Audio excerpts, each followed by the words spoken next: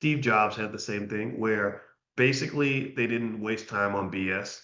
They would just say, okay, this meeting is taking too long and we're not getting anything done. So that was one of the things that a lot of people say that they possessed that allowed them to succeed or whatever. Because a man can't be a Oh, that's me quoting Farrakhan. That's just my guy. I love Minister Farrakhan. Shout out to the minister. I love the minister. We did an event together in 2013, and he was very gracious. And it was on the south side of Chicago, and he helped. I'd written a book called "It Takes a Village to Raise the Bar: The New Paradigm for Black America," and it was focused around wealth, education, family, and community. And the minister and I reached out to him, and he agreed to join me on stage to do an event. We were going to be at the University of Illinois, Chicago. And when we were going to go, right before the event happened, UIC and their, I'm not going to say, I can't say the J word because I'll get in trouble. You know what I'm talking about? The people, the Zion is, they didn't like them. They've always worked hard to keep his voice silent. So they canceled the event and they just at the last minute just said, you can't come here. So there was a church on the south side of Chicago. Don't remember the name of the church. I should remember that. And they invited us in. And so we had our event and it went really well. And I'm just a real loyalist in terms of supporting Minister Farrakhan in the Nation of Islam. And despite any imperfections that might exist, I think we need allies in our community.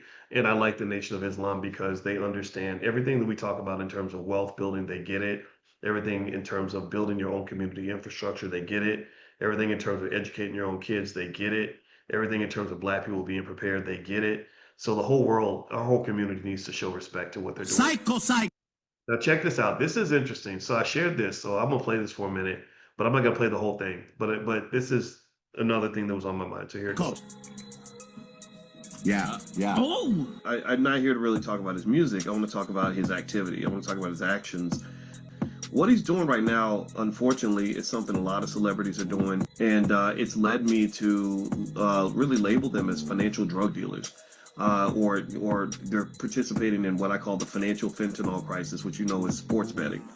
You all saw recently what happened with the arrests with the players and all that stuff. We've talked about that part. Again, this is all tip of the iceberg stuff. This is not.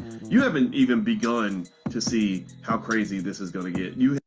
Okay, I'm going to stop this right there because some of you were here that day when we talked about that. But yeah, I think that this sports betting crisis is going to ruin millions of lives, destroy millions of families, put a lot of people in prison. And it's going to be a little bit like the drug epidemic. When they were locking up mostly Black men for the drug issue in America, but we weren't the ones bringing the drugs on the boats.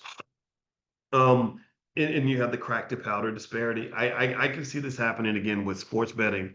Um, everybody is getting paid off this. Everybody's making money off this. Everybody from Club Shay Shay to, I bet Stephen A. Smith has gotten money from them as well. And all the athletes and former athletes and everything else. And it's just going to be terrible. They're really hurting young men when they're doing this. And I probably sound like the biggest hater in the world. And that's going to be true until something horrible happens, and then everyone's going to say, "Oh, wow, why didn't we see this in the beginning?" And it's plain as day.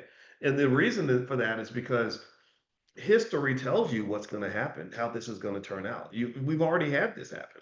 Did anybody know? I think what was it? The 1919 World Series was fixed by it was the Chicago White Sox or something.